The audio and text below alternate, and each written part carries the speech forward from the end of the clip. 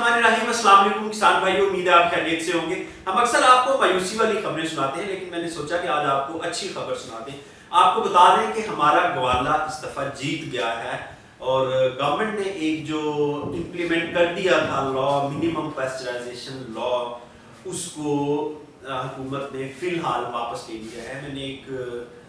4-5 दिन पहले एक प्रोग्राम किया था, इसके ऊपर डिटेल आपको बताई थी कि 2019 में एक लॉ बना था जिसके मुताबिक पंजाब भर में जो खुला दूध है उसकी फरोख्त पर पाबंदी लगाने का फैसला किया गया था और 2022 में पाबंदी लगनी थी। 2022 में ना लग सकी, ग्रेस पीरियड दिया गया 1 साल। 2023 में या कम जनवरी 2023 को ये इम्प्लीमेंट हो गया था लॉ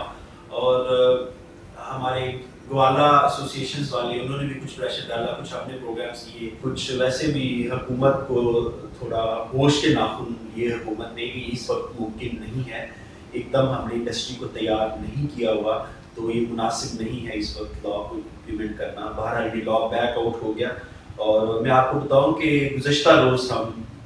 पंजाब फूड अथॉरिटी के ऑफिस में गई हमारी टीम उनका ऑफिशियल वर्जन लेने के लिए, तो उन्होंने सिंपली रिफ्यूज़ कर दिया कि हम चूँकि अब इस लॉ को हम इम्प्लीमेंट नहीं कर रहे, फ़िलहाल हमने इसको एक्टिवेट नहीं किया। ये जो मीडिया में खबरें चली हैं ये बिल्कुल गलत थी। अब आप ये देखें कि पूरे पाकिस्तान का मीडिया, आपका मेन स्ट्रीम और अखबारात ये 2-3 दिन खबरें चलाते रहे और जब प्रेशर आया, बैकआउट किया, तो फिर जो तर्जमान थे पंजाब फूड अथॉरिटी के उन्होंने ये बयान दे दिया कि हम इसको इम्प्लीमेंट ही नहीं कर रहे अभी, तो इसलिए इसके ऊपर प्रोग्राम करने का फ़ायदा नहीं। तो बहरहाल अल्लाह का शुक्र ये है कि हमारी इंडस्ट्री बच गई, अदरवाइज़ ये जो इंडस्ट्री थी ये बिल्कुल जाने वाली थी कॉर्पोरेट के हाथ में, जो हमारे प्रोसेस करने वाले हैं, क्योंकि किसान ना तो पेस्चराइजर लगा सकता है, ना चिलर वैन्स ले सकता है, ना वो अपने पास चिलर लगा सकता है, ना पैकिंग मशीनें लगा सकता है। तो ये कानून बनाने का मकसद ये था कि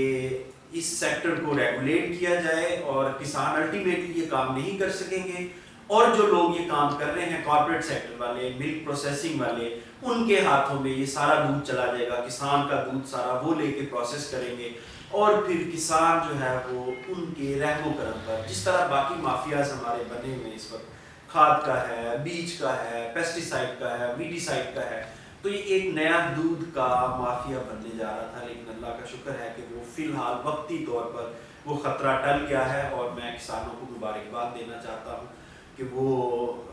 इस बड़ी बला से, इस बड़ी मुसीबत से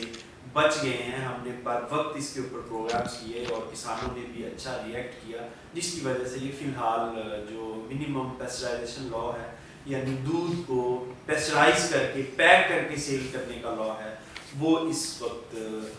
लागू नहीं हो रहा। किसान आज़ाद है, वो अपनी तरीके से काम कर सकते हैं। जब तर्जमान से हमारी बात हुई, जो ख़ास आपको बताने वाली बात है, वो उनसे मैंने ये सवाल किया कि कहाँ है हमारी इंडस्ट्री, आपने क्या तैयारी करवाई है, आपको हुकूमत ने 4 साल दिए थे कि आप तैयार करें लोगों को, तो आपने क्या किया है? तो उनका कहना था कि हमारी इंडस्ट्री अभी इसके लिए तैयार नहीं है। अभी हम जो फर्स्ट स्टेप में काम करेंगे वो दूध को ट्रेसेबल बनाएंगे, यानी जो दूध दोधी जो है आज जिस घर में दूध दे रहा है या जिस शॉप पे जिसका दूध बिक रहा है, वो कम से कम फर्स्ट स्टेप में हम ये करेंगे कि वो ट्रेसेबल हो, पता चलिए कि किस फार्मर से, किस किसान से ख़रीदा गया है, किस फार्म से ख़रीदा गया है, ताकि अगर उसमें अडल्ट्रेशन होती है तो उसमें हम उस बंदे को पकड़ सकें जाके। यहाँ तक बात समझ आती है कि ट्रेसेबल होनी चाहिए चीज़, ताकि जो मिलावट करने वाले हैं, अब मिलावट मुझे पता है मेरा किसान नहीं करता, जो जानवरों से दूध लेता है वो कभी सर्फ से और पाउडर से और खुश्क दूध से और सिंघाड़े के पाउडर से कभी दूध नहीं बनाएगा, वो जानवरों से ही दूध लेता है। लेकिन ये जो मिलावट होती है ये कहीं और हो रही होती है। तो अगर जानवरों का दूध ट्रेसेबल बनाना चाहती है हुकूमत तो मोस्ट वेलकम, इसमें कोई एतराज़ नहीं है। लेकिन जो ख़तरे की बात थी, जो किसानों के लिए एक सर पे मंडलाना शुरू हो गई थी तलवार, एक बला जो खड़ी कर दी थी हुकूमत ने, मिनिमम पेस्चराइजेशन लॉ, वो अब ख़त्म हो चुका है। कांग्रेचुलेशंस किसान।